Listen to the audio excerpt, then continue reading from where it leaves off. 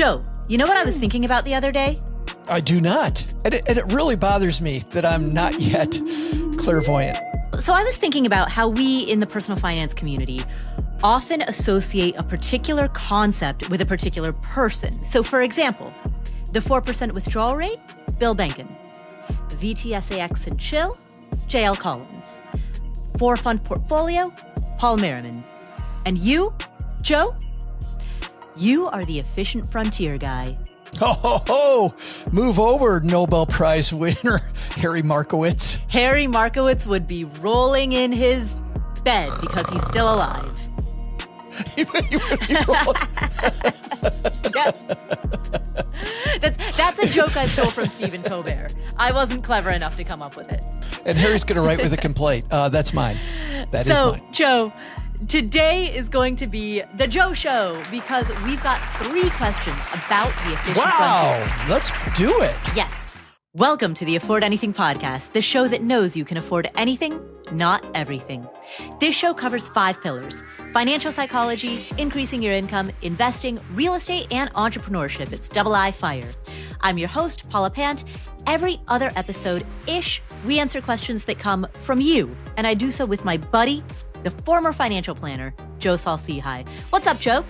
Oh man, Paula, as you know, but our Afford Anything community doesn't know, I'm kind of here as a distraction today because about a week ago, we had a storm that rolled through Texarkana, and about 15 minutes after it started storming, it was raining inside of Cheryl's closet, my spouse's closet. It was raining down our fireplace. We're now changing out so much stuff. Luckily, we're doing a building project, and this is a great time to talk about insurance for just a second. Thank goodness for insurance policies. But we're going to be moving in with you, Paula. Welcome to my 600 square foot Manhattan apartment. It'll be so great. We'll make some room in the kitchen. We'll get bunk beds. I'll roll out a sleeping bag in the middle of the kitchen. It's going to be awesome.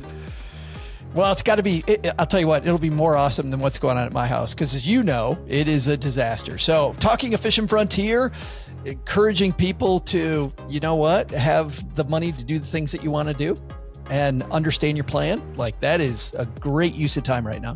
Beautiful, beautiful. Let's start with the first question, which comes from Jason.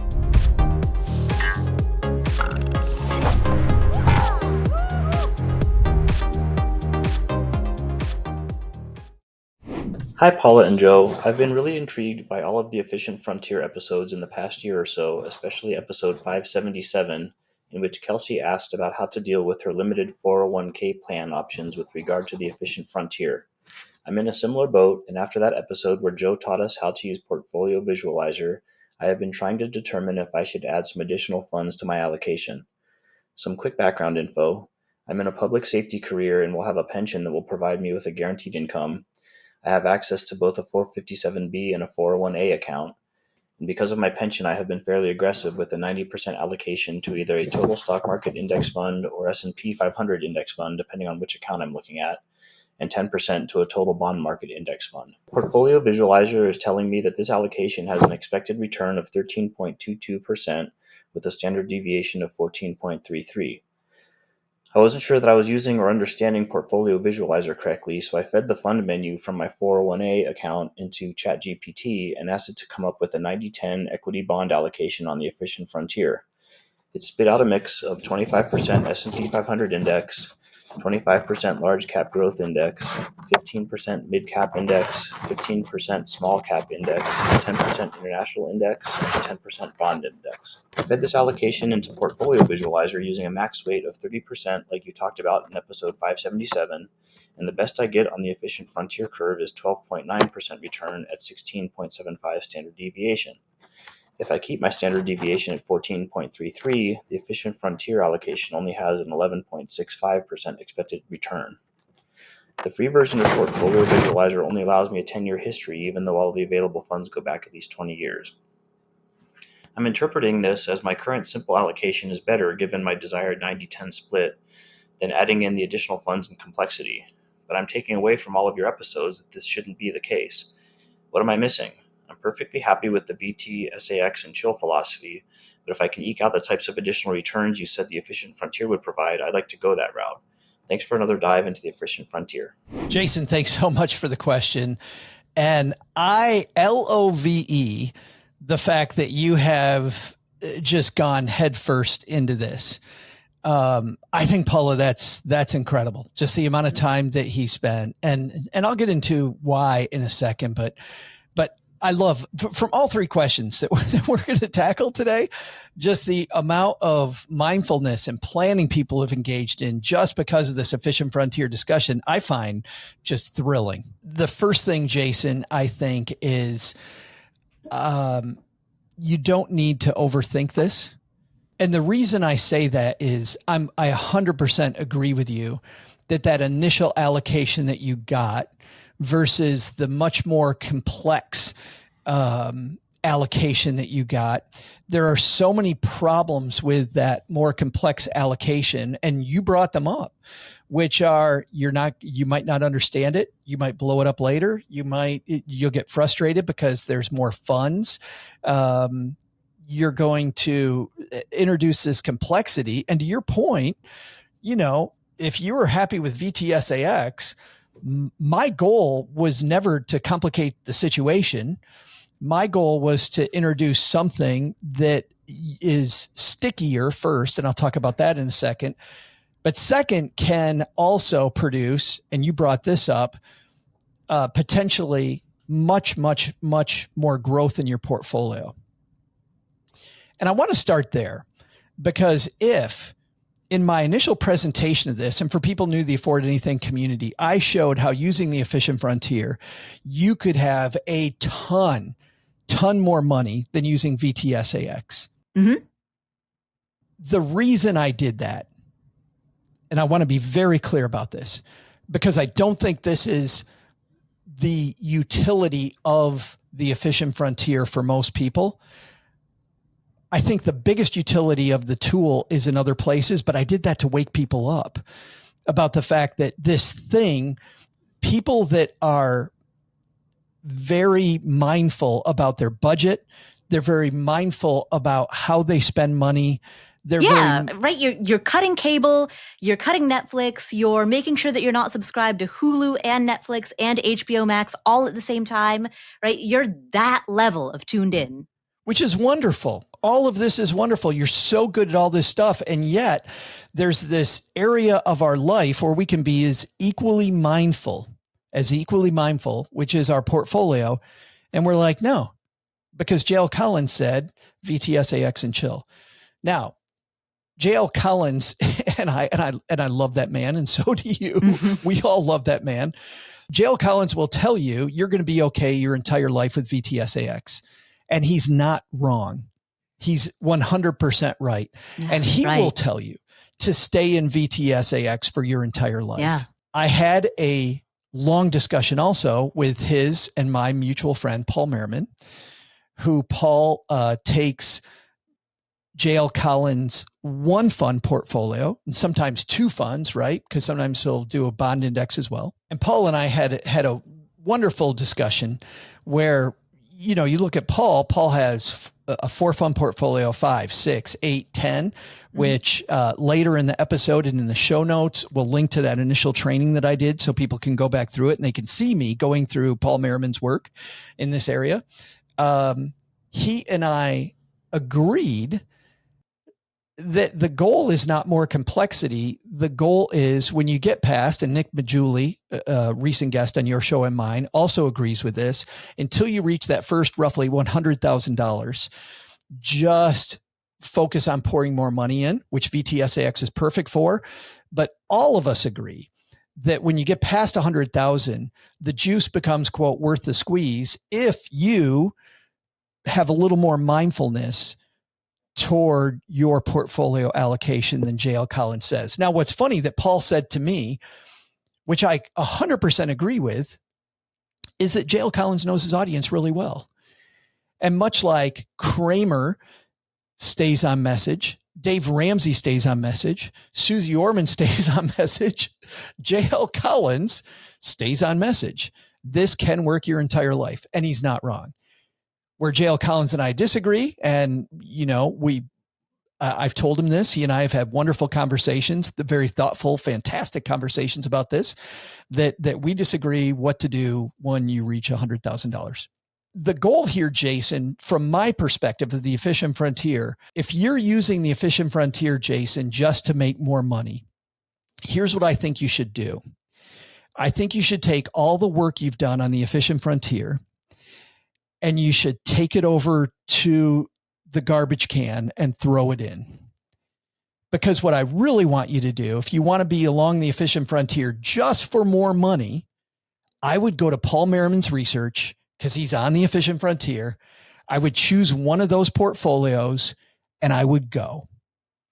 But let me tell you what that ignores, that for me is the heart of this matter. Once our audience is receptive to the idea of doing something different than J.L. Collins talks about. I've gone on record of saying that I don't like target date funds. I've also gone on record saying that when you're first starting out, you don't need a robo-advisor. What I truly like is when you have designed a portfolio yourself, the portfolio immediately becomes stickier. And I saw this in my own practice, Paula. And let me tell you what happened during my 16 years of financial planning. Early on, I would make financial plans for people. And it came in this huge binder that I would put together. It was so mindful. And I would go to you and you're my client and I'm sitting across the desk from you and we'd have this great chat. And then you would go, I like that one.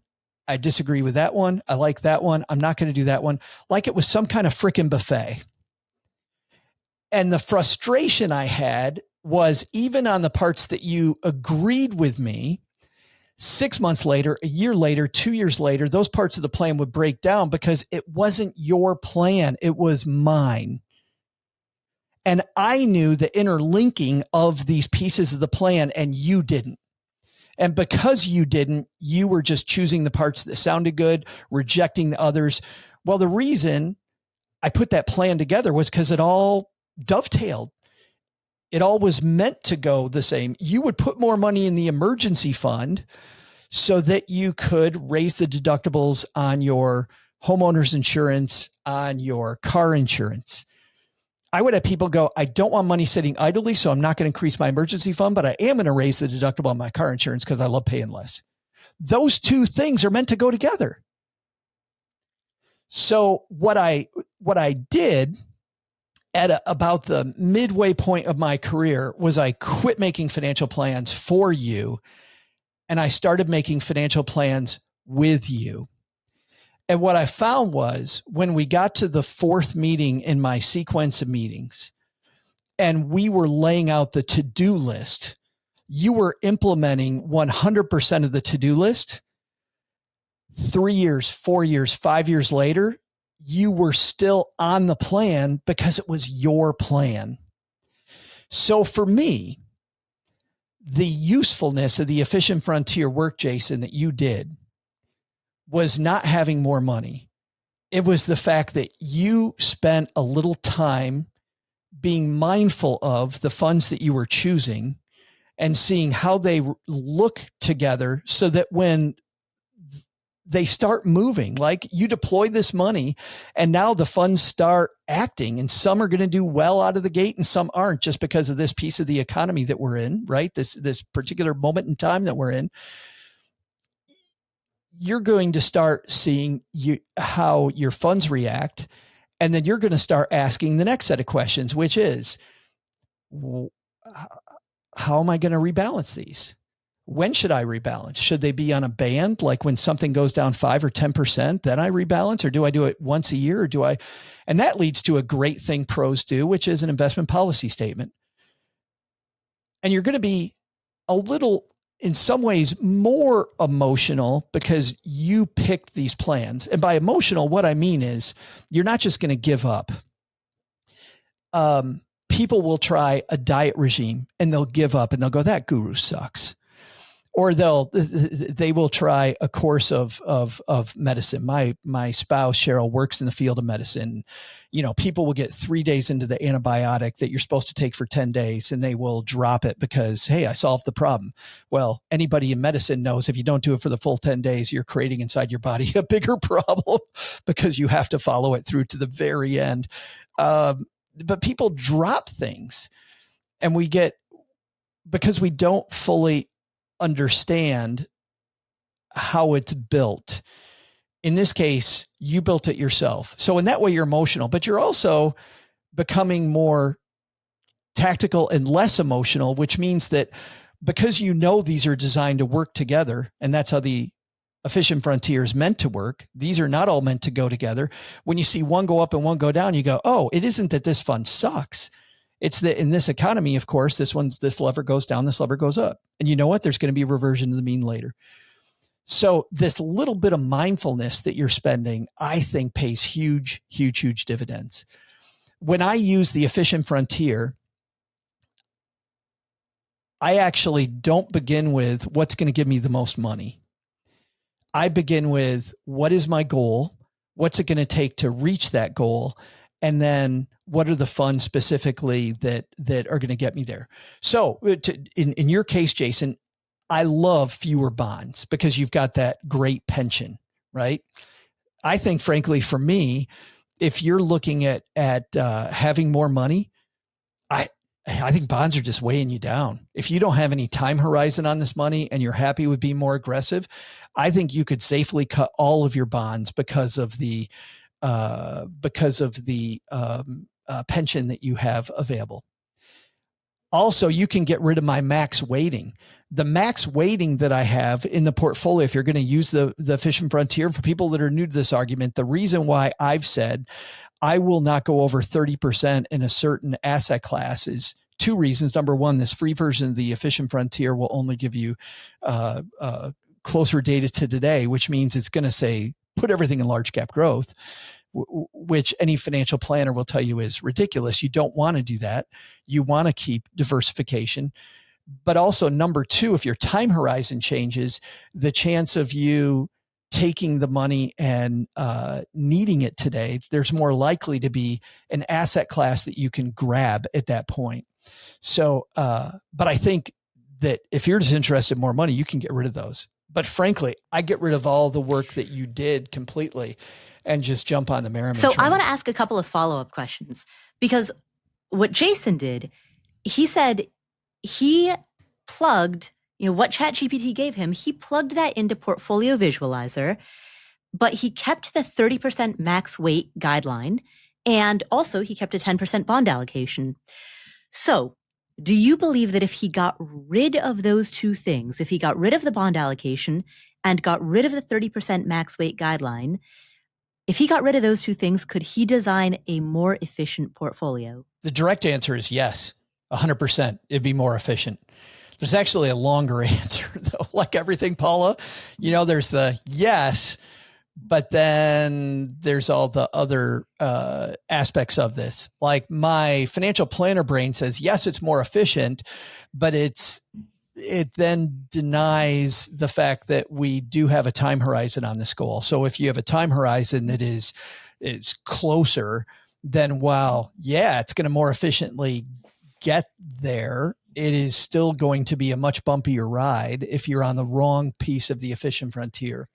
What the efficient frontier doesn't do, and we'll talk later on in reference to another question that we answered today, some of the areas that I think we don't realize efficient frontier doesn't do. It doesn't do the initial planning. So if you're working from a goal, you have to pick a spot where you feel comfortable being on the efficient frontier. And if, it was funny when Jason was talking, remember he's talking about his portfolio at a standard deviation of over 14. Right. That means it can go 14 north and 14 south of where it is right now. And it's 66% of the time. So that means in a normal day's activity, you could see this huge fluctuation, 28% fluctuation either way when you look at that number. So If my goal is next year, am I comfortable with that fluctuation? Right. So the answer is yes, but it can also be less efficient if our goals are shorter term. Right. Let's assume, though, that he is investing for retirement. Sure. Right? Then the answer is yes. Yeah. Absolutely. 100%. Yeah. 100% yes. And do you think part of his issue, because he specifically, there are two ways to use Portfolio Visualizer. You can either plug in asset classes or you can plug in ticker symbols. Now, he talked about how he is using funds out of his 401a. So if he's using funds available, ticker symbols available, as his inputs into Portfolio Visualizer, is he coming up with stuff that's less efficient because he just has a too poor of a fund selection? Maybe slightly. But the big thing around asset classes is the asset class is going to get you, I don't know what the percentage is, but it's got to be in the 95, 97%. It's going to get you most of the way there. Yeah, it'll get you most of the way. And this idea of active versus passive, I'm not going to rail on that again, but the, the difference over a long period of time can be huge, but on a daily, monthly, quarterly market swing, we're not going to find that big of a difference there. So the quick answer is no, I don't think so. Basically, if he gets rid of the 10% bonds and the 30% max, he'll be good. Yeah, but assuming that he's investing for the long term. I would not do that. I would just embrace the Paul Merriman portfolio, realizing that the downside is everything you and I talked about earlier, which is the fact that I believe it's the planning and the stickiness and the time horizon that make you doing this yourself valuable. But Jason, if you don't find any of that valuable and you just want to find a portfolio that's going to give you, quote, more money, then just go to Paul Merriman. So, Joe, I'm a bit confused, though, because Mr. Efficient Frontier is telling people not to use the Efficient Frontier and to go to the Paul Merriman portfolios. Now, I'm not telling people that. I'm saying that if all you got out of what I said, and that's your only use for it, why reinvent the wheel? Why spend the time reinventing the wheel? If it's not going to help you be stickier, if you think you're already, and not even think, because a lot of it, I heard this a lot when I was a financial planner, right? Oh, I think I'm going to be fine. And then shock of shocks, 6 months later, you weren't fine. I remember it was always my clients that said, no, I've got a huge risk tolerance. I think we should put the pedal to the metal. So I'm like, okay. So we move further up the efficient frontier. Guess who the first person calling me when the market goes down, who's on the bottom of my list of people to call to go, are you okay? First people calling me were always those people that assured me I want to take more risk than anybody else because it doesn't bother me. Guess what? Risk bothers all of us, I think, more than we often realize. But if he knows that he's not worried about risk, if he knows that he has a long-term time frame, if he doesn't want to work from a goal-based plan, he just wants more money over 30 years, dump all this time and this mindfulness that I'm talking about, and just go do the Paul Merriman thing. Would it be accurate to say that Paul Merriman's various portfolios, his 4 fund, his 6 fund, his 8 fund, his 10 fund, are portfolios that are designed along the efficient frontier? Along the efficient frontier. So basically he has a series of plug and play efficient frontier portfolios. That is the difference between Merriman and J.L. Collins. And that's why often you'll find people, not just me, I'm just the guy making it entertaining and palatable, but you'll find a lot of people going, you graduate from J.L. Collins to Paul Merriman once you reach $100,000. Because really 99% of the time, and you've talked to both of these wonderful human beings, Paula, they're singing off the same song sheet. By and large, there's just this one part where I believe they both know their audience. And Paul's as I said earlier, is the person that said that to me. J.L. Collins knows his audience. Paul Merriman knows his audience is nerdier and can handle a 4 fund portfolio. Or if you want to get really crazy, 6 or 8 fund portfolio. Okay. So Paul Merriman has designed a bunch of plug and play efficient frontier portfolios. Or alternately, Joe, if we were to follow what you've laid out and go to Portfolio Visualizer and create something for ourselves, we would have a customized version of something that is pretty akin to what Paul Merriman would create? The answer is yes, but the exceptions are the reason why you would do it yourself. You put the 30% max weight on it because you have a time horizon and because you want diversification and because we're using this free tool, right? That doesn't look at the lifespan of the fund, just looks at more short-term returns that last 10 years. You also have it enveloped in a personalized financial plan and you're starting with the end in mind. So there is more to it.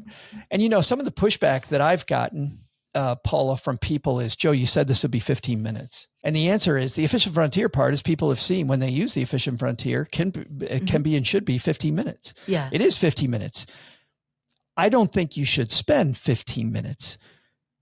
The reason it's 15 minutes is because of the fact that you've done this pre-planning on your goal and what it's going to take. And that equation that sounds easy, but you and I know, Paula, is not as easy as it sounds. And the equation that you have when you go to the efficient frontier is this: I need X amount of money for my goal times Y return equals the goal. If I know how much I need to save and I know what return I need, that equals the goal. And that then gives me 3 levers to pull. But the lever that this helps with is then when I know what return I need, I then go to the efficient frontier. And it spends 15 minutes. I've had people go, Joe, this is way longer than 15 minutes.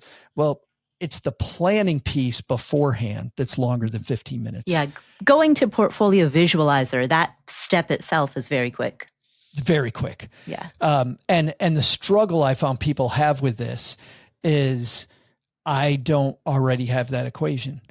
And I'm not working from a goal-based plan. And maybe it's because I'm so indoctrinated goal-based planning that I thought this is where everybody starts, Paula, that is one of the hangups I see a lot of people have. It's like, wow, this is more time. Well, it's more time because you're thinking through where on the efficient frontier should I be? And that is a lot longer than 15 minutes. So when I look at Jason's question, right now he's got a 2-fund portfolio. He's got a 90-10 stock bond allocation. He's got a 2-fund portfolio. He has asked ChatGPT to design a portfolio that's also 90-10, but along the efficient frontier. Of course, as we talked about earlier, he probably doesn't need the 10% bonds. Of course, as we talked about earlier, he probably should get rid of that 30% max weight guideline. But what else is he doing wrong in the design of trying to create a portfolio around the efficient frontier? I think his use of AI in this instance is really, Jason, this is holding you up. And the reason is, as you've seen, the efficient frontier is a continuum. What we don't know is where ChatGPT is putting you along the efficient frontier. And remember where we started. We started with what is your goal? And then you place yourself on the efficient frontier. So what I don't know from that. So if you just say, hey, ChatGPT, put me along the efficient frontier. Where along the efficient frontier? I think that a better prompt is give me a 12% rate of return on the efficient frontier. Give me the 13% rate of return on the efficient frontier. And I think you're going to come up with then the point. ChatGPT has put you in a spot along the efficient frontier that it's decided where it wants you. And I don't know where that is. And you don't know where that is. The second thing that I think is, and a lot of this research has been done, it's fascinating. Robert Farrington at the College Investor, a mutual fund friend, Paula, of yours and mine, and really he's a friend of mine because he's a brilliant dude and does a lot of the research that I appreciate so much. He's looked at the use of AI in a lot of these applications. And AI will often give you the wrong answer incredibly confidently. Now, is that getting better over time? It is. And we expect it to continue getting better. But in the current state of AI, and I spoke with Robert last about this in April. So I believe even between April and now, it's gotten better. I would believe because it's maturing quickly. But I still think it's going to give you the wrong answer. And let me tell you why. If you look at the efficient frontier over time, it moves.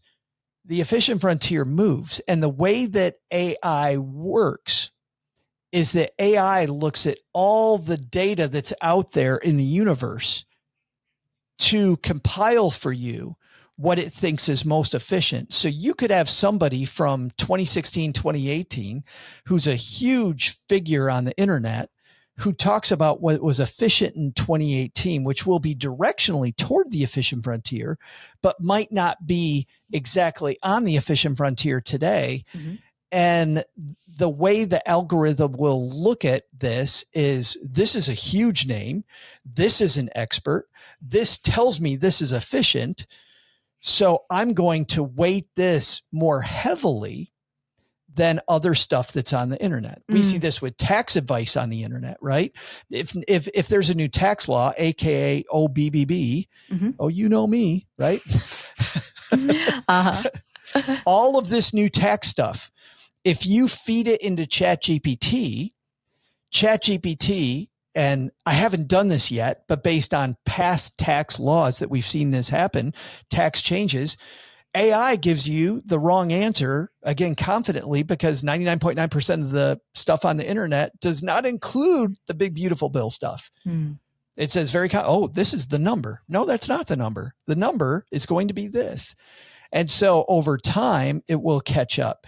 But with something that moves like the efficient frontier, I think the way that AI works now, it's not going to give you exactly where you want to be, but I think you can prompt it to be closer by giving it a specific point on the efficient frontier where you want to be. A specific desired return percentage. Yes. Yeah. Or the other side, Paula, which is a specific standard deviation. Yeah. Like if you feed it one of those 2 points, then it's going to get you much closer. Yeah. I do think it's important to note that ChatGPT, being a large language model, its strength is language, its weakness is math. In fact, there's a famous screenshot of a conversation somebody had with ChatGPT where they said, hey, 9.9 versus 9.11. Which of those two numbers is bigger? And ChatGPT was like, 9.11 is bigger than 9.9. And they were, because that's 3 digits. Right. Yeah. And they were like, subtract it, and ChatGPT was like, the answer is 0.2. And then the person's next prompt was use Python. And then ChatGPT was like, oh, I apologize. I was wrong in my previous answer, Yeah, and it went from there. But as a language program, rather than a math program, it looks at 0.11, 0.11 versus 0.9 and says, well, 11's bigger than 9, right? It's the type of mistake that a fourth grader might make for the same reasons, for all of the same reasons. I recently spoke with a guy who's an advocate for changing math curriculums. And when I say advocate, he and Sir Ken Robinson, who had the biggest TED Talk in history on the problem with schools. Ted and Sir Ken, really both, Sir Ken died a couple of years ago, but advocates about changing curriculum. And Ted is an economist, Paula. Mm-hmm. And Ted has talked about, though, how quickly AI has developed over the last several years. That when he first used AI a few years ago, it couldn't do any simple math. He said, now I ask it much more complex math questions, and it's starting to fire. So is it going to get better over time? Yeah. To your point, yeah, it's going to get better. But I do think that narrowing down what you ask it and efficiency when it comes to the efficient frontier is going to be in the eyes of the beholder. A common misconception people have, and this is part of maybe an FAQ I need to develop, frequently asked question is, well, isn't there just a most efficient? Well, it's these two variables put together to create a point. So it's a frontier which denotes continuum. And in a continuum, you have to tell it where on the continuum you want to be. So part of the answer is getting rid of the max weighting, and part of the answer is refining the AI prompt. And I think that if your goal is just more money, dump the exercise. If you are going to not worry about all the behavioral aspects of the mindfulness and the time of spending with the tool that will, in my opinion, make you a better investor. So Jason, I hope that helps. I hope it sheds some light and some nuance into your question and your approach and gives you a couple of next steps and a direction to go in. And by the way, Jason, hang on, because we're talking all efficient frontier today, and it's all going to be nuance and next steps. So there may be, if you're interested in continuing, there's going to be more. In continuing to talk about the continuum? Yes. Yes. I'm also going to share, later in this episode. So I decided to take a taste of my own medicine and went down the rabbit hole with my own asset allocation. Sweet. Yeah, so I'm going to share that. That's going to be coming up later in this episode. Our next question comes from Minerva. Hey, Paula and Joe, longtime listener, second-time caller. My anonymous name is Minerva from episode 547. We have a net worth of $2 million at 40, and now what? Well, as a follow-up to my initial call, I first want to highlight how fitting the name selection was. At the time of airing, we were just packing up to enjoy some weeks abroad, taking our young family over to Italy. It was a perfect way to cap off the end of a year-long mini retirement. In that episode, you started all of us listeners down a deeper dive of the efficient frontier, which I feel you have since covered in great form. So thank you. I took action and rebalanced our accounts to a 4-fund model that I felt was best for our current and long-term goals. I am also never one to hide my mistakes, and I think we're all better for sharing and opening dialogue to help each other learn and grow. My mistake in this process was not thinking fully through how some of that rebalancing was going to trigger capital gains in my taxable brokerage account. I know, duh. But I guess I was just flying high in the moment after learning about an efficient frontier. Anyway, for us, it actually ended up working really well because of my mini retirement. We had a lower income that year than years prior, so I was able to inadvertently do some tax gain harvesting, and that's going to set us up better down the road. It all ended well for us, but in the moment of learning, I won't forget that outcome. Anyhow, taking this teachable moment and building on it, I'm back for another question/request. Could you share some more wisdom on what account types are better fitting to hold what types of funds from a tax perspective? For example, what types of funds are better held in an IRA or a 401k because they don't have a need to pay that tax gain along the way to retirement? Or what funds might be better off in a brokerage because they may throw off little to no tax burden in those earning years. Thus far for us, that part about the brokerage has been pretty minimal. We have been very focused on building our retirement accounts, but now we're at the point of wanting to focus on building out that brokerage account and filling out our tax triangle as we wind down into the years of retirement here soon. So I know I've heard nuggets of this wisdom in passing chatter, but I would sincerely appreciate a deeper dive on the topic.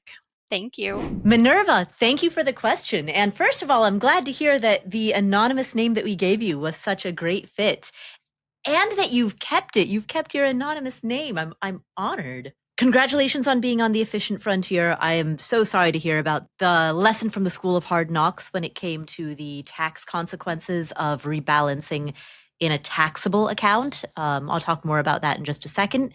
But I love the question. Let's get straight to the question that you asked. Your question is essentially a question about asset location. What assets should you put in what location? And so for the sake of everybody listening, let's draw a mental map right now of the 3 different types of tax treatments that you get. There are taxable accounts, there are pre-tax accounts, and there are Roth accounts. And Roth accounts, I think probably many of our listeners know this, but if you're new to the show, anything that's in a Roth account is all of you pay the taxes on the income today, but the benefit to the Roth account is that everything that's in there will be tax exempt. All of that growth is going to be tax exempt. So all dividends, all capital gains, all of that is tax exempt. It's a the beauty of the Roth account. Wax poetic about the Roth account and my deep, deep love for it. We can widen that corner though, Paula, because it's not just Roth. Roth is one type of tax-free income. It's clearly or already has been taxed income, I should say, where it goes in after tax and then it's going to be tax-free from then on. But there are other accounts that are in that piece too, far less utilized and with good reason. But you can put municipal bonds in many cases in that subsection. Municipal bond income will affect your Social Security. So if you're receiving Social Security, that will not be directly taxed, but could trigger more taxation of your Social Security. So you have to watch out for that. And then, of course, permanent life insurance also is there. And because that's so damn complicated, we often don't talk about those. But the Roth is not alone in that tax-free bucket. We'll create that as a mental map. And now that we've got this map, the question is, which assets do you put where? And so to keep it very simple, the short answer is your most tax efficient assets would be placed into taxable accounts. The assets that you expect are going to have the highest growth would go into the Roth accounts, and everything else should go into a pre-tax account. So for example, let's say that and there's a little bit of guesswork here, right? There's a little bit of what do you think the future is going to hold? But let's say that you expect that small cap funds are going to have the highest growth. If that is your working hypothesis, then you would want to concentrate your small cap funds into your Roth account. Essentially, whatever you expect to grow the most, put in your Roth account. Now, outside of that guesswork and outside of that predicting what's going to happen in the future, if you want to stick with what is true in the present rather than what you expect for the future, any high turnover funds that you have. So for example, if you decide to hold any actively managed mutual funds, those should also go into a Roth account. Now, that being said, and Joe and I can disagree about this. This will be a different debate for a different day. I'm not a fan of holding actively managed mutual funds, but if you do choose to have those, a Roth account is a good place for them. Well, we're not going to disagree about that. I'm generally not either. Oh. It gets more media than the hierarchy of things we should be getting angry about. The only caveat, Paula, that I have is much like the efficient frontier is a tool that I go to after I've done my financial plan. I also want to look at the tax efficiency of investments after I've thought through what investment I'm going to go to first, second, third, or I know that's not going to happen for a long, long time. If my investment horizon is way far away, then 100% what Paula said, Minerva. But the issue that I always have with this is, again, order of operations. The first thing I want to respect is having money in the place that I need it when I need it. So if my time horizon is short, then I want to have money in a spot where it's easy to get to. If my time horizon is long, then I feel very comfortable packing things away. And so when I look at time horizons, what strikes me is my time horizon hierarchy of where to place investments is almost exactly inverse to the taxification that you just went through. So if I want an investment that is reliably going to be harvestable at the time that I need it, that's going to start off with cash, which cash is always going to throw off interest, which is taxable. It's then going to go into degrees of bond funds, which are all going to be taxable interest. And if I'm looking at tax advantaged investments, I want to keep those out of the brokerage account. Yet if I put it in my 401k or in my Roth IRA, I'm going to be reticent to take that money. So I want to look first at when am I going to need the money? And then second, I worry about taxes. So whenever we did financial plans, my clients and I, there's this happy middle ground that we reach where we're going to be as efficient as we can in terms of taxation, but we're going to first make sure that the money is in a spot that I can grab it because, the goal trumps everything. Right. Bond funds, since you bring those up, so it's an interesting case. And I think by kind of highlighting this, it shows the tension, right? So in a taxable account, if you were purely looking at this from a tax planning perspective without regard to timeline, you would want to avoid putting bond funds into a taxable account with the exception of tax-free municipal bonds, because those bond funds are going to throw off a tax liability. So you don't want to put that tax liability into a taxable account. But when you take time horizon into account, let's say that the bond funds are also the thing you're most likely to harvest first, an assumption which may or may not be true, but let's say that you are, right? Let's say that those bond funds are maybe on a shorter investment time horizon. Okay, yeah, then that time horizon would trump the tax treatment. Time horizon for me in order of operations is second behind having the money in a spot where I need it, which also brings up something else, Minerva. I wouldn't beat up yourself too badly about the fact that you made your portfolio more efficient and more usable and you paid a tax. Certainly it's something that you're not the first person to overlook. You're not not the last person that will overlook that. But this was a question that we've received in the past, and that even as a financial planner that I struggle with. What is the right thing? Is the right thing getting the assets into the place that matches the goal? Or is it tax efficiency that is the first thing? Now, the part of your discussion that I love is, okay, I believe that getting the asset where it needs to be so it's the piece of the machinery that I need is definitely thing one. But I also want to take taxation into account. So if it's October, November, December, and I'm making this move, maybe I do part of it now, and maybe I delay part of it until January so that I spread that over a 2-year period instead of doing it all at once. Or maybe I have these assets that have lost money and I'm going to do some tax planning around this. So I definitely like that. But I have seen far too many people who do the wrong thing with their money because it's going to be better tax treatment. And we don't want to do that. So did you maybe pay some tax that you weren't expecting? Yes.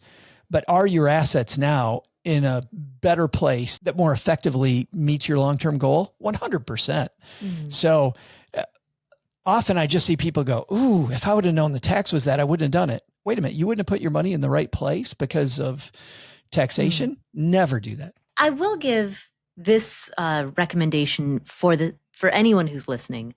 If you're rebalancing your portfolio and you're trying to figure out what to do about the assets that are in the taxable portion of your portfolio, my first question to you is, how out of whack are the assets in the taxable portion? And what I mean by that is, do you need to sell them in order to rebalance? Or can you rebalance by buying more of the losing asset class, right?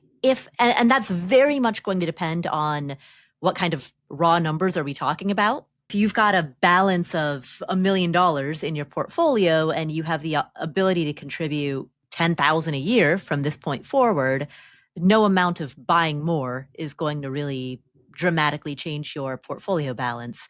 But if we're talking about portfolio where you've got a balance of 200,000 and you have the ability to contribute 10,000 a year, and that 200,000 is spread between taxable, tax exempt, and tax deferred accounts, well, yeah, depending on the balance in your taxable account, you might very well be able to rebalance that just by buying more. And maybe it'll take a little bit longer, but there's, at least for some people, the ability to rebalance the taxable portion of your portfolio slowly over time, not by selling anything, but just by buying more.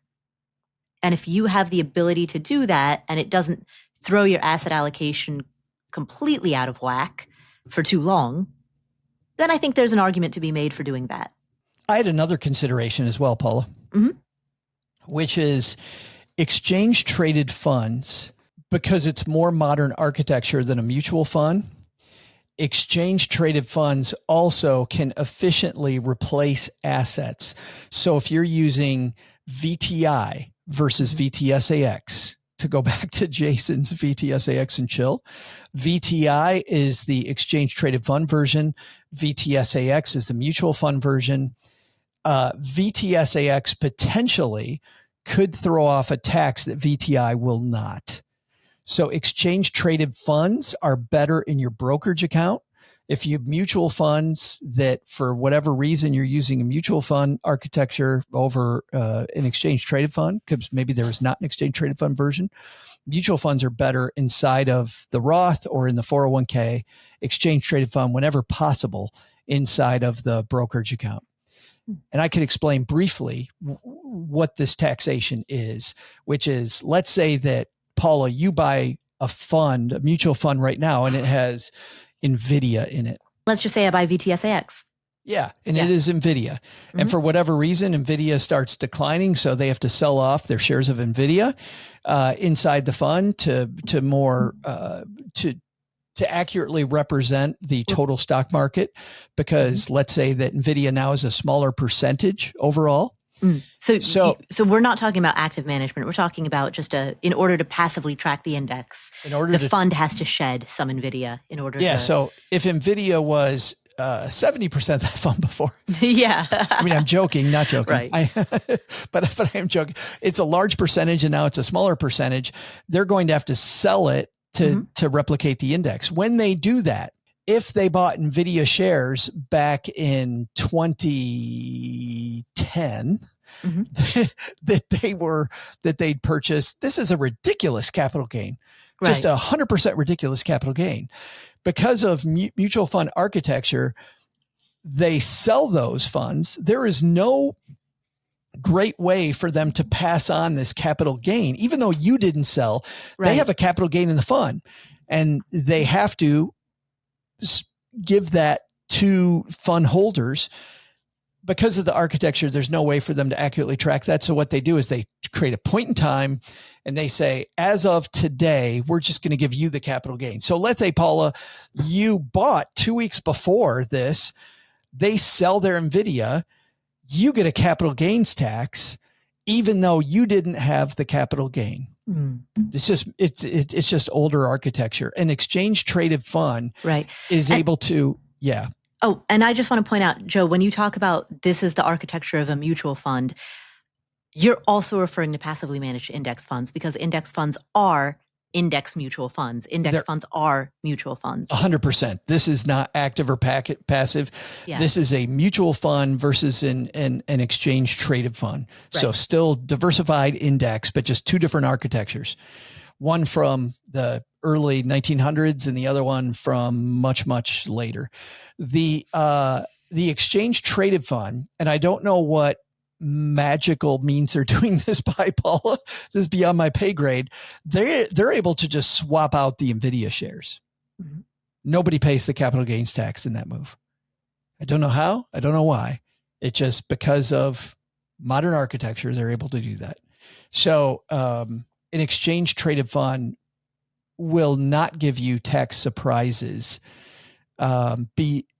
beyond you overlooking the fact that it is a dividend. The exchange traded fund will still pay a dividend, the same dividend generally that a mutual fund will.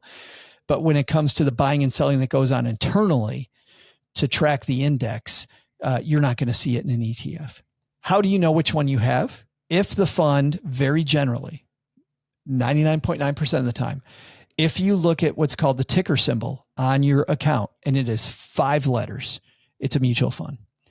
If it is 3 letters, again, 99% of the time, it's an exchange traded fund. So if you think the easy way to remember that, ETF is 3 letters and the ticker symbol 3 letters. The word index, 5 letters. Ticker symbol, 5 letters. Or the word mutual. That's 6 letters, Joe. Is more than 3 letters. In any event, Minerva, going back to your question about asset location.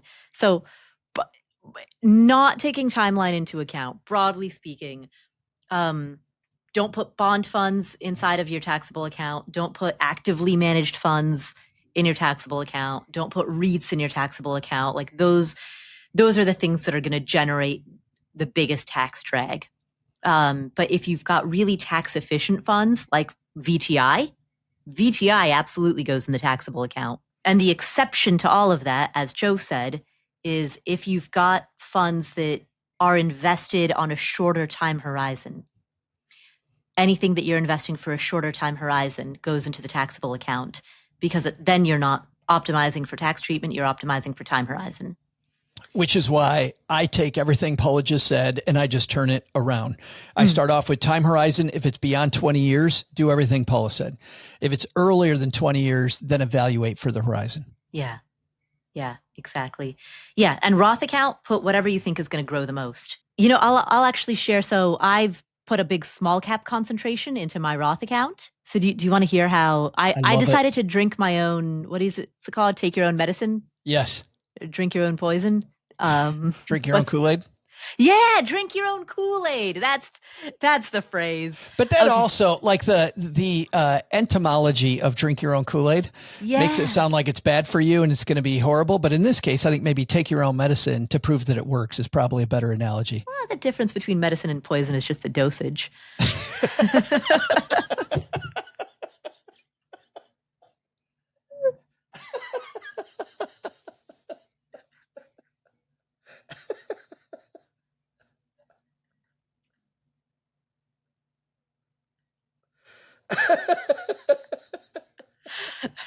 Even so, I like the take your own medicine better because we know what happened after they drank the Kool-Aid. And if you don't, just trust me, you don't want to go there. Yeah. Don't drink the so Kool-Aid. What happened? Oh, okay. So here's what I decided to do. First of all, the assets in my taxable account, I have a taxable account at Schwab. It has 5 funds in it. Well, functionally it has 4 funds in it. And then I have like $1,800 worth of emerging markets somehow. So for all intents and purposes, it's got 4 funds in it. It's got a large cap blend. It's got a large cap value. It's got international developed ex-US, and it's got a small cap blend. And so I'm happy with the funds that are the four funds, functionally 4 funds that are inside of the taxable. I'm not going to move any of them. They are out of balance as to where I would want them to be, but I can live with them being out of balance for now. And over time, my plan is to make additional contributions into the taxable account to bring those into balance. So that's the plan with the taxable. Now, what I decided to do with, I've got my Roth IRA, backdoor Roth at Schwab, and I've got my 401k at Vanguard. And what I decided to do mentally was to bucket them separately, because as I was trying to map all of this out on a spreadsheet, it got a little confusing for me to try to draw everything in together. And I know there's software that does that, blah, blah, blah. But just as a starting point, I was like, you know what? Let me just deal with each account in isolation. So my Roth... Can I talk about the upside of that versus the downside? Yeah. So just from my former financial planning perspective, if you have a 401k where you have limited choices and you don't have access to a particular asset class that you think you need, like international developed countries, then mixing it all in one bucket makes a lot of sense, because then I will overdo international in one bucket and not do it in the other. But if the main thing that I want is efficacy, is usability, right? And I want to make sure that I understand my plan. For you, Paula, because of the fact that you created your 401k because you're self-employed, so you do have the ability to have good choices in each of the different asset classes. The ability to open up any account and see your asset allocation in that account is fantastic. Mm-hmm. So the reason why we wouldn't do that I wouldn't do that in the past, is I'd look at somebody's 401k and I'm like, oh my God, you have this high expense active fund, and that's your only thing you can do for large cap. Okay, well, here's what we're going to do. We're going to bucket around it. We're going to do all your large cap in your, in this other account that you have, this old 401k or whatever it might be. And here we're going to load up on something that is a really good choice that you have in the 401k. So I don't mind the fact that each individual account has the full spectrum of everything, if you have the ability to do that, because it makes it easier for you to grasp what's going on, which I think is a large part of winning. Yeah. Well, thank you, Joe. Gold star to Paula. Oh man, look at that. I know you're gonna be bragging about that all day now. You know what, Joe, I don't know if you know, but my friend Joe, like a stranger at lunch. So what I decided to do with Schwab is the Roth IRA. I set it up as an 8-fund portfolio. It's inspired by Paul Merriman, but it's slightly modified from his portfolio. So basically I took a look at Paul Merriman's, the whole variety of 4-fund, 8-fund, 10 funds, and created a little bit of a Frankenstein monster of my own based on that. The 8-fund portfolio that I have totals out to, across a selection of 8, it totals out to 50% small cap, 25% large cap, and 25% international. And this is, I'm going to put an asterisk here. This is just in the Roth. This is going to be offset by 401k assets, right? 401k is going to have 50% large cap. So I've got a much heavier small cap allocation in the Roth portion of my portfolio because over the long term, I'm guessing that small cap is going to grow more. Now, I might be wrong about that. There's a little bit of predicting the future in that. But if I assume that over the long term, small cap is going to do a bit better, then I want that growth to be in the Roth. So the Roth portfolio has 3 different small cap value funds, DFSV, AVUV, SLYV. It's got those 3 various small cap value funds. It's also got a small cap blend, and then it's got a large cap blend. It's got a large cap value. It's got international developed ex-US, and it's got international small cap. Why 3 small cap value funds? So I went down the rabbit hole on that, and White Coat Investor actually has an amazing blog post breaking apart and analyzing the composition of a bunch of these different small cap value funds. DFSV and AVUV, those 2 do not track an index. They are comprised in different ways. DFSV is Dimensional Fund Advisors. That's the one I use. Yeah. That one has a sterling reputation. AVUV is basically a copycat of that. That's Advantis. And SLYV tracks the S&P Small Cap 600 Value Index. So I decided just hedge my bets and buy equal portions of all of those. And that puts me in 3 different small cap value funds. See, my thought process is, and I like the playfulness of that, by the way. I always have an appreciation for, I'm going to do some research and buy each of the 3 and see how they perform. For me, down that rabbit hole, dimensional funds at its heart does track the index. Just the way that they do it is designed to take a little less risk and provide a little higher return than the index. So we talk about directly track the index. No, they don't. Right. But when you talk about the intent of the fund, right, is to track that index and to find a way to beat it. Yeah, exactly. So DFSV and AVUV are trying to beat the index. SLYV is not. It is purely tracking the S&P Small Cap 600 Value Index. So I figured let's get all 3. Those are my 3 small cap values. I've got 1 small cap and everything else is Schwab funds from that point forward. So SCHB, SCHV, SCHA, SCHF, and SCHC. By the way, since I'm rattling off all these ticker symbols, I should give the disclaimer here. None of this is investing advice. This should not be construed as investing advice. This is purely me talking about how I'm managing my own portfolio. It is not intended to be advice. Do your own research, come to your own conclusions, talk to a real professional. Don't just listen to the media. So how does this compare to your efficient frontier though? You're overweight versus the efficient frontier in small cap. So again, this is just the Roth portion of my portfolio. So we haven't gotten to the 401k. So in the Roth portion of my portfolio, I'm definitely overweight in small cap as compared to if I wanted to be kind of just to the left of the curve on the efficient frontier. Yeah.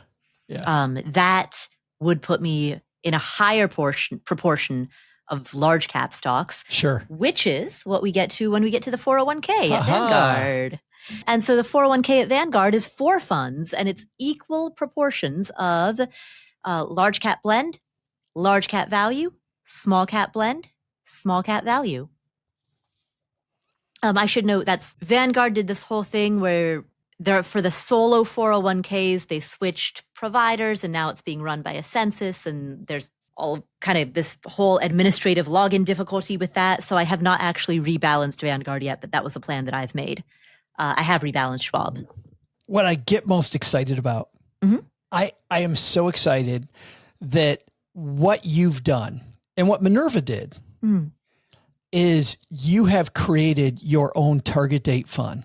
And because it's a mindful target date fund, and because it is specific to you, but because it also takes advantage of the science of asset allocation and proven modern portfolio theory, and in some cases breaks the mold on modern portfolio theory in a way that you have decided yourself. Right. You've done a target date fund, and it's so much more mindful and it's so much more specific, and you're going to keep it.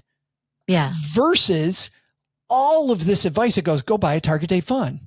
And what ended up for me as a financial planner was that these people that buy target date funds end up at my office going, I don't know how any of this works. And don't get me wrong, you don't have to know how everything works. Right. But looking at Minerva hearing the confidence in her voice going, you know what? I have this 4 fund approach that works for me and my family. Kick ass. Yeah. Because you know what's going to happen? You're going to pay a fee to a mutual fund family. And while people point at the Vanguard fund and go, well, the fees aren't that high in the target date fund through Vanguard, 90% of these funds are filled with garbage, and you're going to pay somebody else to do what you did on your own. And it didn't take that long, assuming again that you have the financial plan takes a long time to get to the point that you're going to create this target date fund. But if you've done that legwork, why not create your own target date fund? Right. It's so kick ass. But Joe, can I tell you what I did? So I did a couple of things in order to increase the simplicity, because so much of the conversations that we've been having are simplicity versus optimization. And so that was part of why I was like, you know what, let me drink my own medicine. I guess take your own medicine. Yeah. Is the expression. If you have it, you might as well drink it. All right, let me chug my own medicine. It's because I'm like, I want to go through this myself to see what the sticking points are. And sticking point number 1 was if I tried to pull the assets from all of these different accounts together into one big bucket, I know there's software that does it, but I was trying to do it on a spreadsheet on my own, and I just ended up getting confused. And so my conclusion was either A, get a financial planner to do it, B, get robust software that you pay for to do it, or C, if I'm going to do it on my own using a spreadsheet, I'm just going to asset allocate inside each account and not worry about how they all concert together. The global total. So that was one thing I did. The second thing I did, and this, I've talked about my 401k, I've talked about my Roth IRA, I've talked about my taxable brokerage account. The thing that I haven't talked about are those super random little accounts that over time you end up getting, like, for example, Acorns. Acorns is an app, it's a service in which you hook your credit card up to it, and every time you make a purchase, that purchase rounds up. So if I spend $4.80 buying a cup of coffee, Acorns rounds that purchase up by 20 cents. So my $4.80 cup of coffee, they will automatically round it up. The charge to me will be $5, and that additional 20 cents goes into an investment account.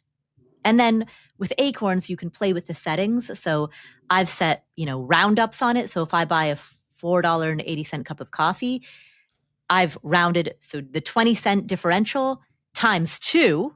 So now every time I buy that cup of coffee, they're pulling 40 cents out and they're sending it to an investment account. And then on top of that, I've got an automatic withdrawal of $5 a week. What?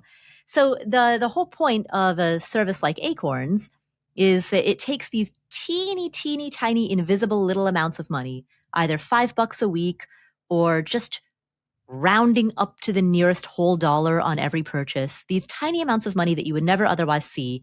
And it just siphons that off and puts it into an investment account for you. I've been using them for a long time, and I'm looking at the app right now, exactly $14,906.59 in my Acorns account. That you wouldn't have had you not picked up these little tiny things. Exactly. Now, do I want to count that in my asset allocation? No. Exactly. Because I'm tired. So what that means, and I'm looking at my Acorns app right now, Acorns, that money is invested in, this is a portfolio that Acorns put together, and it's 4 ETFs. It's the biggest sliver is large cap. The second biggest sliver is international. And then there's a smaller sliver of mid cap and a smaller, very small sliver of small cap. Do I want to count any of that in my asset allocation? Absolutely not. Not counting it. Nope. It's just a random 15,000 that sits over in this other random account that I'm not even taking into consideration. Why? Because no one's got the time for that. And because if I were to try to optimize my portfolio by taking my Acorns, this random account, in pulling that into the global picture, I think it would become overly complex and the whole thing would break down. So if I was your financial planner, mm-hmm. and we were looking at your accounts, we would go through all your accounts and I would ask, are you using that account or not? If you're not using the account, then we place it into a global account so that we can get the benefit of being more efficient. In this case, it's a smaller account that you are using. I would ask you then next, what are you using that money for? Like, what is the purpose of that fifth? So if I ask you, what's the purpose of the $14,000, Paul, what would you say? Step 1, forget that you have it. Step 2, once every few years, open up your phone and be like, whoa, I got 15 grand. Cool. But Step the timeline 3, on this is just long-term. Who cares? Yeah, exactly. So then what I do with this is what I do with that. Then I increase the standard deviation on that account as far as I can, as far as I feel comfortable. Yeah. And the reason is, if over the short run it goes down, I'm buying these Acorns at a deep discount. Mm-hmm. If it goes up, I'm maximizing. So standard deviation works really well if you're continually putting money in. Like, it really works in your favor. So a small cap value fund can make you great amounts of money, even if it doesn't make money, right? Just because during the up, down, you're going to do some buying during that downtime. Yeah. And so I would say take that Acorns allocation and just pedal to the metal, just ramp up the volatility in a responsible way. When I say ramp up the volatility, I don't mean go buy one pink sheet company. Mm-hmm. I mean, choose an index so you're still diversified, but one that has a lot of volatility. When I first had my solo 401k, I just invested it in Vanguard small cap value until it reached $100,000. It was all just Vanguard small cap value.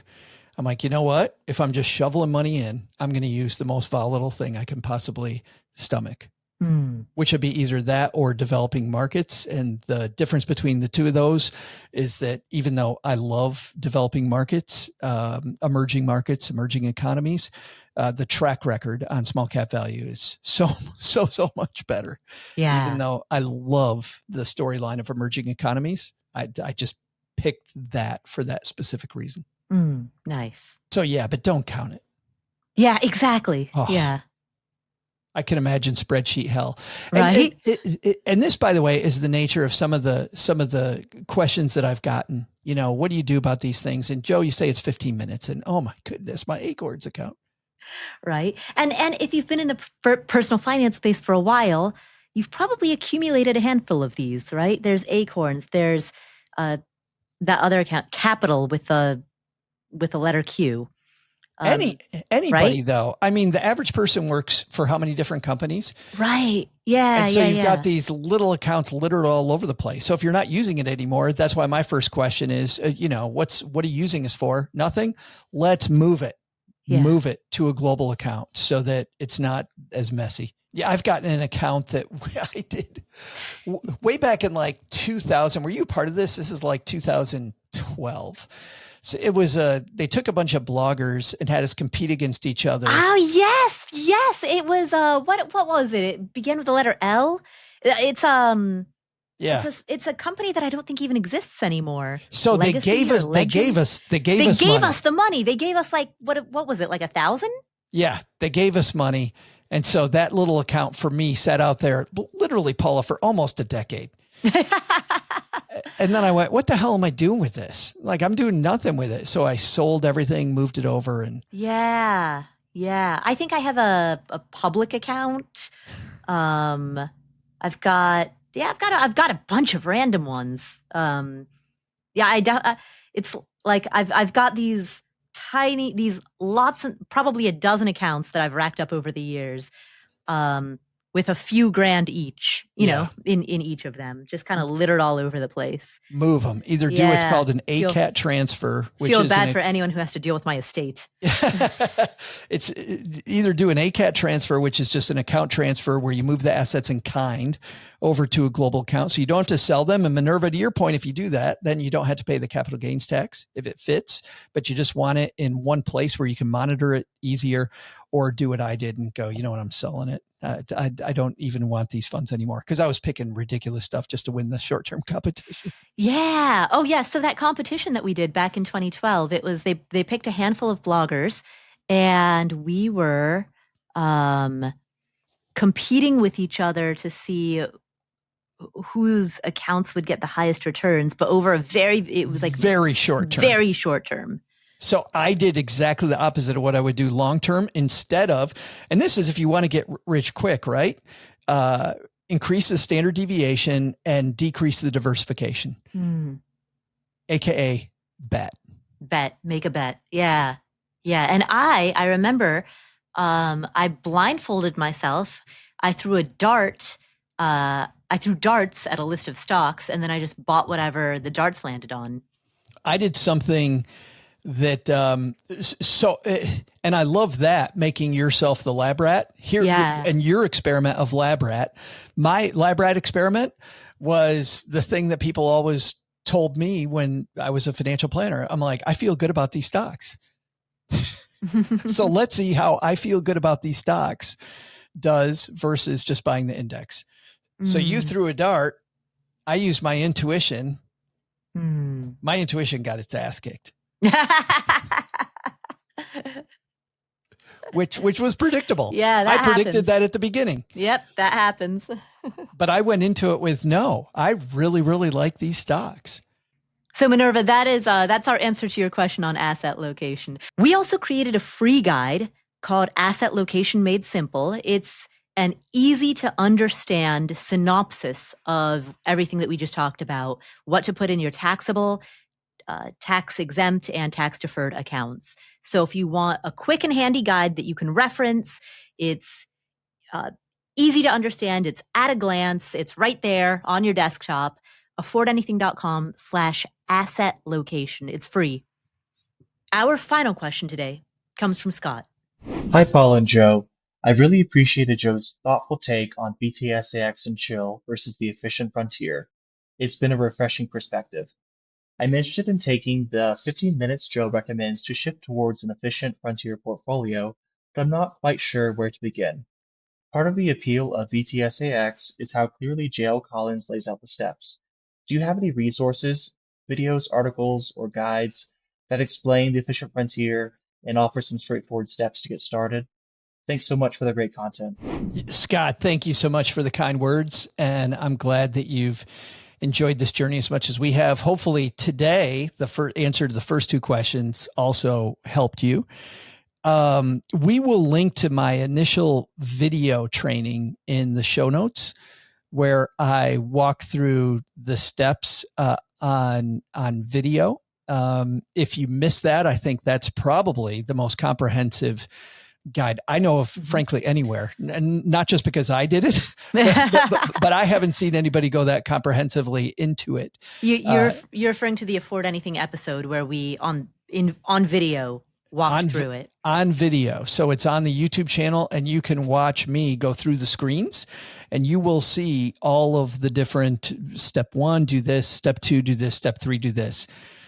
As I mentioned earlier, though, there are some things that video didn't include because either they were assumptions that I've made that I've gotten feedback from people about since that recording, or things that I wish that I'd included. So let's include a quick FAQ here, Paula. So just to clarify, that video that we're referring to is a tutorial, a very robust tutorial with a step-by-step walkthrough. And we're linking to that in the show notes. You can read it. If you're listening to this on Apple Podcasts or Spotify, you can look at the episode description and the link will be there. You can also go to our website, affordanything.com/episode 631, and all of the links for everything that we've talked about today will be there. The 3 common mistakes that I see people address, make when they address this tool of the efficient frontier is they're not beginning with a goal. If you show up at the efficient frontier and you think that the efficient frontier is going to magically provide you with a diversified portfolio of funds, it will not.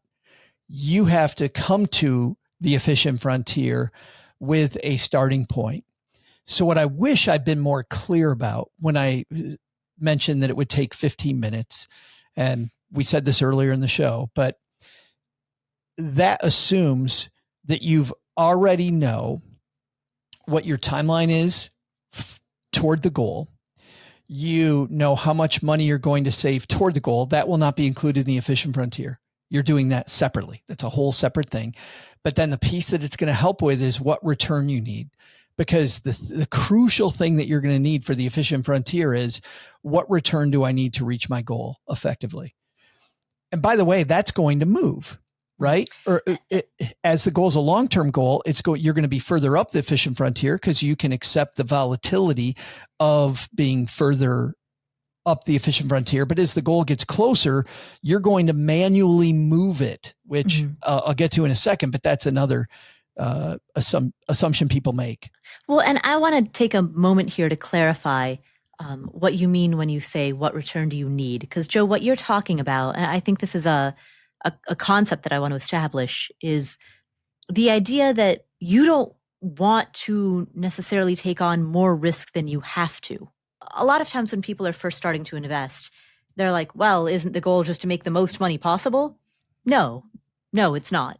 The goal is to chase the rewards that are aligned with the level of risk that you want to take on. And you don't want to take on more risk than you have to. So for everything, so I want to establish that, Joe, because when you talk about what return do I need, I think that sometimes it can confuse people because people are like, well, I want my returns to be as high as possible. Right. Huge. Yeah, exactly. And maybe it's almost like people bringing products to market where it's minimum viable product. Right. It's minimum viable return to reach my goal. So if you don't begin with your goal, the efficient frontier is going to confuse you because like a hammer, If I have a hammer and I have no idea what I'm using it for, why the hell do I have a hammer in my hand? Efficient frontier is a hammer. It's a hammer to tell you that, hey, if I need a 9% rate of return and I have 20 years to reach it and I'm okay with this level of volatility, here's your point. This is historically what got you there. So I think the confusion here is we have to eliminate this idea that there is a best, right? I want the best. And clients would often come to me with, I just give me the best. But if we eliminate the idea of best and we replace it with will most optimally meet my goal, doesn't roll off the tongue the same, doesn't have that ring to it. Goal optimized. But it's far much more honest. I think you're going to avoid mistakes. And the key with the efficient frontier, and we addressed this earlier too, which is a confusion. And I think this is where Jason was hung up when he said, I'm using this to make more money. The efficient frontier, the job for me of the efficient frontier is to avoid making mistakes. It's to avoid some of these frequent mistakes I see people make where they are not diversified enough, or they're too diversified, or they're in these funds that don't address the goal specifically. If you get more intentional and specific around your goal, you're going to avoid these common mistakes that we see. So I think that's number one. Not beginning with your goal is the first problem people have when they use the efficient frontier. If you begin with your goal and then come to the efficient frontier, then I think you know why you're using the hammer. Second, not analyzing your time horizon first before you get to the efficient frontier, and instead just believing I'm going to optimize. If you begin with the time horizon, then the efficient frontier is going to adequately help you diversify assets. But the efficient frontier won't say, whoa, buddy, it's time to lower the risk because the goal's getting close. It will never say that. It just is a tool that will tell you, oh, based on the fact that you need 8%, here's where you are. Well, what you have to bring to the table is a little bit of honesty about what's possible during that time frame. And for a pro, that's what standard deviation does. Because standard deviation goes, are you kidding me? 14%, which is the number Jason referenced earlier. Do I want a standard deviation of 14, which is a 28% swing on an average market? Do I want 28% swing when the goal is 2 years away? No. I can't stomach that swing. 20 years away? Heck yeah. Easy. Yeah, that's fine. So this is where risk tolerance helps. You can look at the efficient frontier and go, I'm at this point. Can I stomach that risk? But also with the time that I have available, is that swing going to work for me? You have to do the swing manually. So you do have to bring that either expertise or honesty, maybe a combination of both, to the efficient frontier. It's not going to tell you it's time to move. You have to tell it that it's time to move. The third piece is, and I've said this twice already, just because this is the biggest piece of feedback I've gotten. Joe, this takes longer than 15 minutes. Mm-hmm. The planning ahead of time when you're doing step one, beginning with your goal, takes a ton of, that takes hours. The second, evaluating your time horizon and plotting your time horizon along the timeline, that also takes more time. The tax efficiency around your investments, that takes more time. The efficient frontier itself should not take longer than 15 minutes. But the planning and the pushback I got is that people don't understand that. The planning around getting to this point that I know where to hit the hammer on the nail. Hitting the hammer on the nail head is very, very quick, right? I love these construction analogies, all this construction going on at my house. With all the water pouring into my house, like construction works for me. But knowing where to put the nail takes a long, long, long time. So if you're spending more than 15 minutes on the efficient frontier, I think it's a mistake. Even if you have multiple accounts, if you have lots of accounts, I don't think it takes that long. If your pushback to me is, oh my goodness, Joe, it takes a lot of time. The answer is yes. But I do think that's still time well spent. whether you use VTSAX or anything else. The mindfulness that you're creating for yourself by listening to the Afford Anything podcast, by just diving into these episodes a few hours a week, that mindfulness you're giving to your money, it pays dividends. And I'll tell you that when I sat down with people, as I mentioned earlier in the show, Paula, these 4 meetings we had just to set up the financial plan, and then you built your own financial plan with my help. That mindfulness of 4 hours that we took, and then I took even more time than that to do some of the legwork for you, because that was my job as the pro. That mindfulness around your plan meant that 5 years from now, you're not blowing it up. And it's awesome. So could we go get a target date fund? Could we just go to Paul Merriman? Yeah.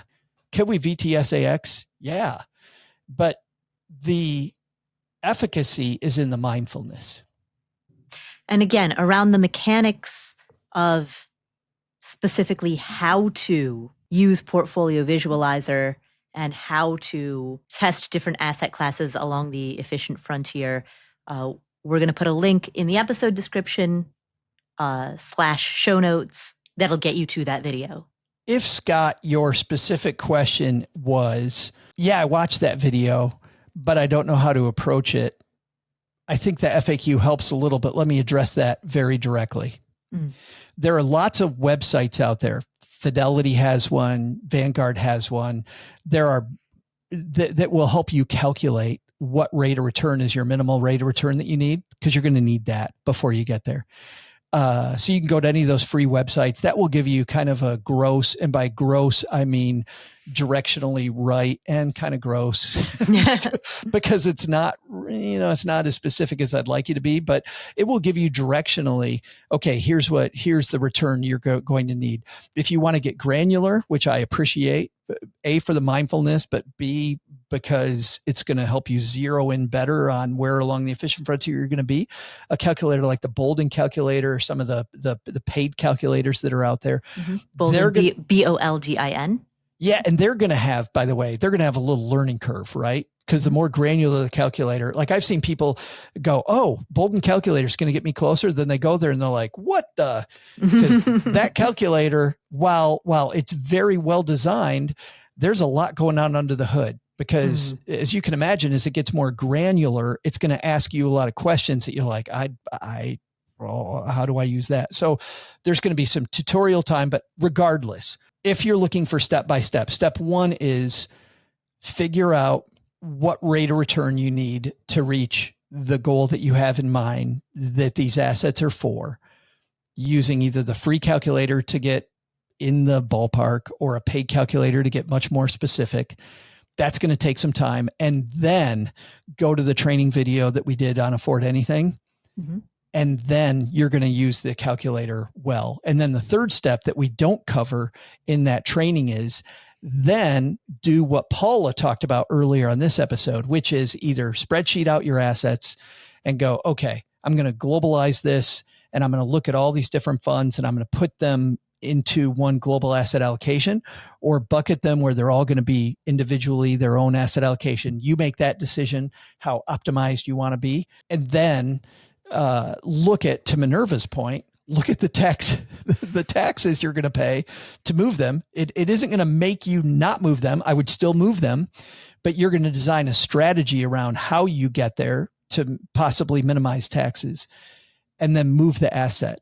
And then once the assets are on the efficient frontier, they're going to, of course, then begin moving, because these are living, breathing markets that we're buying into. And as the markets breathe, some are going to do better than expected. Some are going to do worse than expected, because every day presents new challenges. And as that happens, you're going to then, according to an investment policy statement, which means I have these written set of criteria about how I'm going to manage these investments. According to that policy, I'm going to then rebalance to stay on the efficient frontier. Then the efficient frontier is going to drift over time, because as we get new data, the efficient frontier is proven to be more efficient in one direction than another. Efficient frontier just tells you what it's done historically. It never moves quickly, but it does move. So you have to decide how often you're going to then go back into Portfolio Visualizer or whatever the tool is that you're going to use, and go back and just start from the beginning and go, okay. And there's two reasons to do that. The market drifts. And the second reason that we referenced earlier, Paula, is my goals got close enough that I need to find a new point on the efficient frontier anyway. So I should probably look at not my old numbers for the efficient frontier, but where's the efficient frontier at today? If I'm moving from an 8% expected return to a 6% expected return because the goal's gotten closer, what does that look like right now? So if that was your question, Scott, that's the full step-by-step. I would do this first, second, third, fourth. And what I like about what you've just outlined, Joe, is that it brings together a lot of the concepts that we've talked about on the show in disparate conversations, right? Piecemeal. Yeah, exactly. So on previous episodes, we've talked in more detail about the investor policy statement. We've talked about timelining your goals, right? We've talked about all of that. And so what you've just outlined brings all of these piecemeal concepts together into a step-by-step plan. You mean there's a plan? Of course there's a plan. But often people do wonder. They're like, What are we working from? And in my head, as you can see, Paul, in yours too, it's a simple riding of the bike, right? It's I'm working from my mind, this machinery that all dovetails together. So thank you, Scott, for the question. Joe, we've done it again. Unbelievable. This was a great one. And Joe, you are Mr. Efficient Frontier. Bill Bengen is to the 4% rule, as Joe Saul-Sehy is to the efficient frontier. Of course, Bill Bengen is now telling people that 5% is okay. And Joe Saul-Sehy is now telling people, you know what? Just go to a Paul Merriman portfolio is okay. But in fairness, Bill Bengen thought up, to be clear, he thought up the 4% rule. I did not think up the efficient frontier. That's true. But you did popularize it within this community. I did. I will take credit for that. So between Harry and I, we got a lot done. Mr. Markowitz. One of us was recognized with a Nobel Prize. The other one got to be on Afford Anything. So I think I won. Ah. Well, Joe, where can people find you when you're not on Afford Anything? Holy moly. You know what? Everybody pump the brakes, because tomorrow you want to tune in to the Stacking Benjamin show, because this amazing woman, Paula Pant, is front and center. Normally you'll find her on Friday, opining on our most relaxed day of the week, Friday, to start your weekend, where we chat about a concept in financial planning, some concepts. But on Monday, Wednesday, we have mentors on the show who do deeper dives. And Paula's going to go into some key concepts about your next raise. Paul and I, when we get together and have a discussion about it, I'm going to grill her. I'm going to make her sweat. It's going to be just... Yeah. Watch out, Paula. Watch out. And I will say we are in the middle right now of launching Your Next Raise, our course on how to negotiate. And if you enroll through Joe's link, you get a bunch of additional freebies. So if you have any interest in asking your boss for more money, or if you're thinking about changing jobs and you want to be prepared to ask for more during that job offer conversation, tune in. Tune into the episode with Joe on Stacking Benjamins, or check out more information on our website at affordanything.com/yournextraise. That's affordanything.com/yournextraise. And as a guy who has seen behind the scenes what you all are about to experience, Paula works hard on a lot of stuff, but Paula's whole team has worked their ass off on helping you get your next raise. So I can't wait to grill you about it, Paula. I'm very excited. We've been through 2 rounds of beta now. So we've worked out where the value is, where the prime value is. And truly the value is in the peer-to-peer practice. And initially, we were asking our students to self-organize into teams, and we realized, you know what? We need to be hosting live practice sessions. Cool. So we ourselves, I'm there. We're hosting these live practice sessions every week where people can come together and pair off and actually practice with one another. And we have different circumstances and different setups, and we give people different scenarios. Everyone gets asymmetric information, but those live practice sessions are really the heartbeat of what we offer, because you can passively consume information by watching YouTube videos or reading Substack newsletters. Like, you can passively consume this stuff, but when you're actually live in real time practicing with somebody else, that's where theory turns into action. So much better. You can read a book about how to throw a baseball, but until you actually pick up a baseball and throw it, you're never going to get any better. Well, think about the confidence you gain. Right. You're in a discussion. You're like, oh, I've already said this. I've already said this. I already know. I know these possible ways that they might come back. I know how this discussion might go. And not from, I looked at it on paper, like some type of diagram, but I've actually had somebody reply these different things. Right. That's awesome. So you heard it here, everybody. Paula spent a lot of time with the betas. Tomorrow she meets the alpha on Stacking Benjamins. Where's Omega? I'm looking for Omega. Yeah, just to get you out of this. Please, God, make it end. Make it end. I really don't see a delta between the betas and the alpha. Oh, hey. Wait a second. There's not much of a delta there. Oh man. Oh, Greek letter jokes. So good. And always timely. Well, if you enjoyed today's episode, share this with your favorite algebra teacher who taught you all of those Greek letters. Share it with your fellow public safety officers. Yes, like Jason. Absolutely. Share this with the people that you meet when you take your family on vacation to where did Italy. Minerva go? Italy. Yeah, share this with the people on your vacation in Italy. And Scott, now that we've given you the entire diagram it out for everybody. How to find the Afford Anything show. Yes, absolutely. Share this with your favorite diagram drawers. Share this with the people at HR. Share this with the people in the Bogleheads forum who are talking about VTSAX and chill. And share it with the people in the day trading forum who are talking about whatever it is that they talk about. Share it with Nobel Prize winners. Ooh, share it with Nobel Prize losers. Share this with the people who sell you the Kool-Aid. People want you to drink the Kool-Aid. Anyone who's Kool-Aid adjacent. Anyone who gives you medicine. Give them this medicine. Share it with all the people in your life, because that is the best way to spread the message of FIIRE. If you enjoyed today's episode, and I hope you have, then please open your favorite podcast player or your least favorite podcast player. Every podcast player in order of preference or in reverse order of preference. And hit the follow button on every single one. And while you're there, please leave us up to a 5-star review. Write a few words, talk about why you enjoy the show.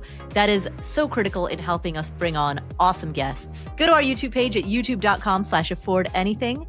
Hit the subscribe button there, because the more subscribers we have, the bigger of guests we can bring on. Check out some of our videos. Watch the Efficient Frontier tutorial.